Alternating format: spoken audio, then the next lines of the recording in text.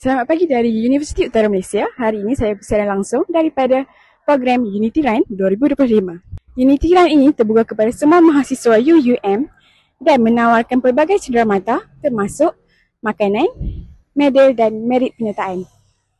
Selain itu, program ini dianjurkan untuk menaikkan Bulan Kerja Sosial. Program ini turut disokong oleh pelbagai badan termasuk Persatuan Kerja Sosial UUM dan Persatuan Mahasiswa Istimewa UUM. Di sini, kita dapat lihat penganjuran program seperti ini mendapat sambutan hangat daripada para peserta. Para peserta bukan sahaja mengambil peluang untuk bersenam, malah turut memanfaatkan ruang ini sebagai medan interaksi sosial yang sihat. Bagi para mahasiswa, Unity Run bukan sekadar acara riadah tetapi juga medium pembinaan sahsiah dan kesedaran sosial. Pendedahan terhadap nilai-nilai empati dan sokongan terhadap golongan istimewa menjadikan acara ini selari dengan objektif universiti iaitu untuk melahirkan graduan holistik dan berjiwa masyarakat. Bersama saya pengarah program Unity Run 2025 iaitu Sarah. Okey Sarah, apakah tujuan utama program Unity Run 2025 ini dianjurkan?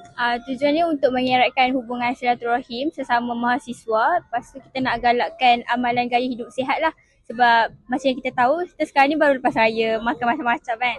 So dengan adanya run ni, kita bolehlah kurangkan kalori kita yang kita makan lepas-lepas tu. Okey, untuk soalan kedua, selepas melihat sambutan hari ini, ada tak perancangan lain untuk buat program ini lagi?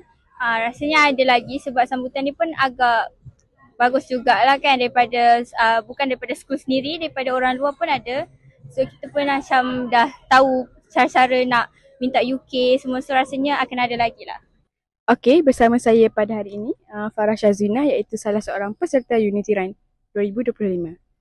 Okey Farah, apakah yang membuat anda tertarik untuk menyertai program pada hari ini?